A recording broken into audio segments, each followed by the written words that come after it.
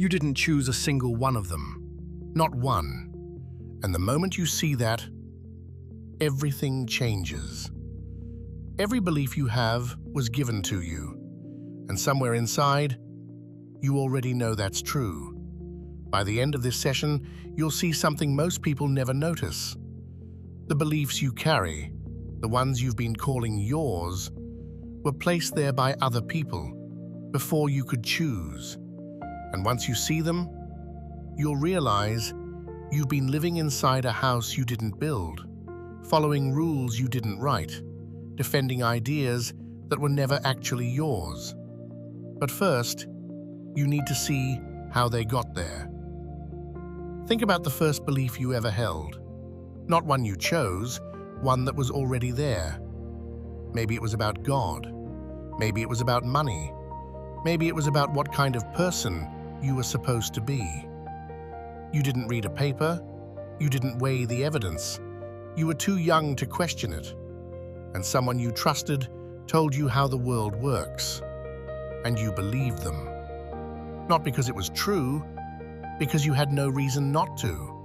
That's how every belief starts, not with a choice, with an inheritance. Your parents gave you their version of the world, not to harm you, because it was the only version they had. Their parents gave it to them, and theirs before that.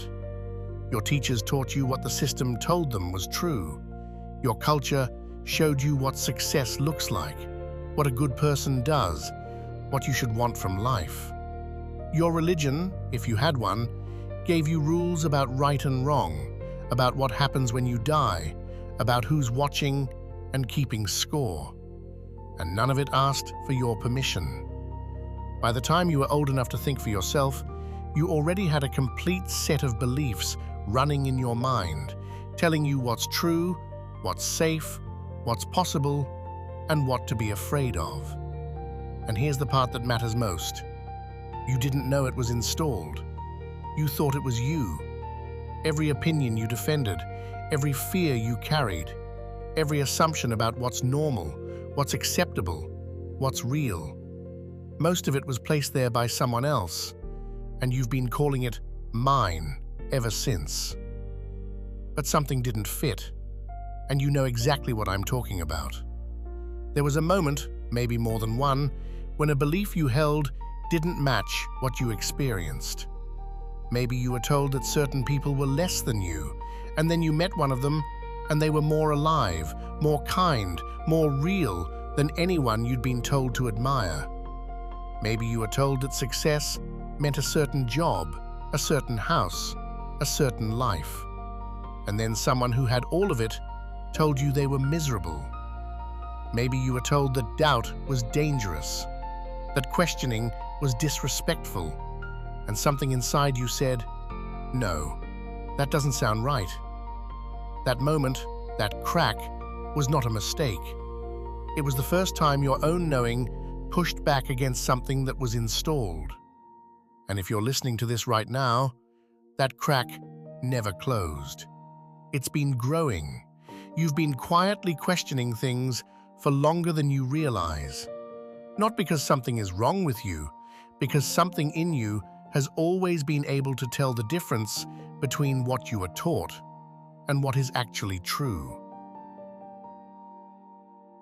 Here's the truth they didn't teach you. Almost nothing you believe was originally yours. Your worldview is not the result of careful, independent thought.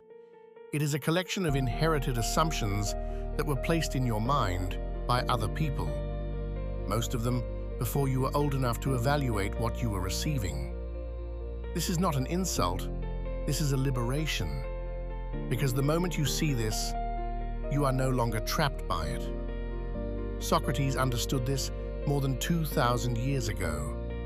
He said the unexamined life is not worth living. Not because he wanted people to feel bad about themselves, because he spent his life watching people defend beliefs they had never once questioned.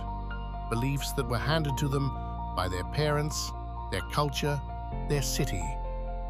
He saw that most people go their entire lives without ever asking, is this actually true? Or is this just what I was told? That same truth appears everywhere. In Zen Buddhism, they call it Shoshin, beginner's mind.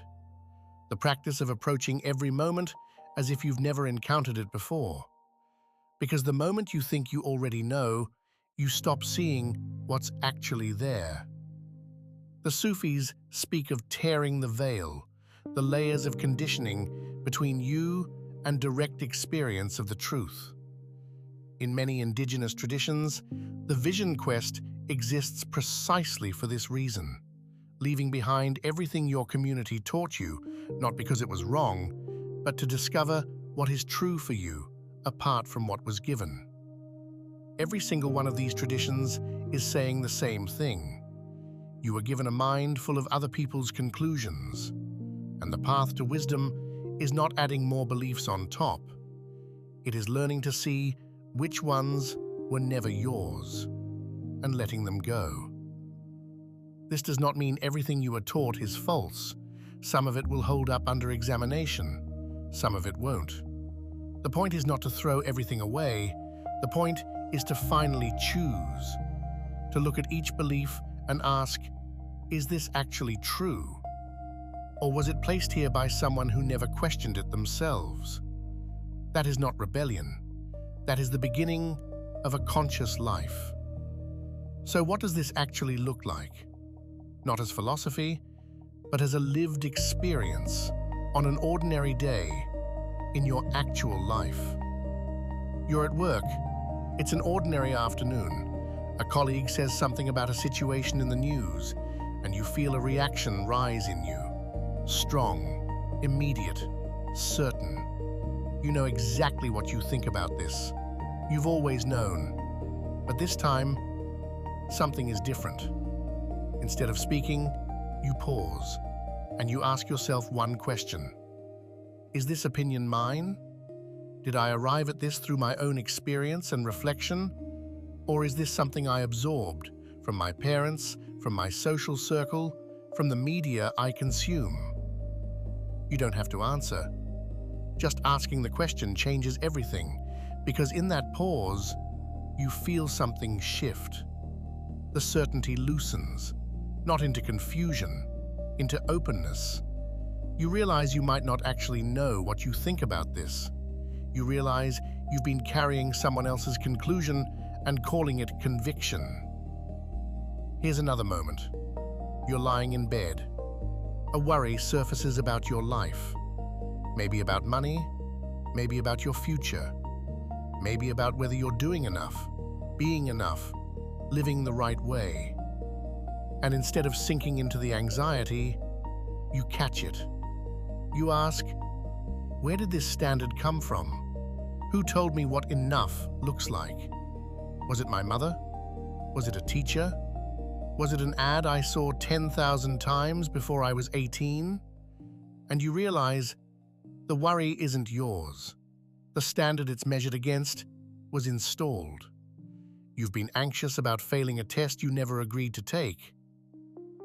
That's what it feels like to live this truth. Not dramatic, not revolutionary, just clearer. You start noticing inherited beliefs the way you notice background noise once someone points it out. They were always there. You just couldn't hear them because they sounded like your own voice. And the more you notice them, the less power they have. Not because you fought them, because you finally saw them for what they are. Borrowed conclusions you never chose. What's left underneath is your own knowing. The part of you that was always there underneath the programming. So here's something to carry with you this week. When a strong opinion rises in you about anything, pause before you speak it and ask yourself, is this mine? Not to judge yourself, not to silence yourself, just to check. Did I arrive at this? Or was it given to me? You don't have to answer right away. In fact, the answer matters less than the question, because the moment you ask it, you've already stepped outside the program. You've already separated who you are from what you were told. And that's the beginning. Sit with that for a moment. Every belief you have was given to you. That is not a problem. That is the starting line. Because the moment you see it, you stop following, and you start choosing. Not what to believe, what to question. And that is where freedom begins. Next session, we look at something that changes how you experience every challenge in your life.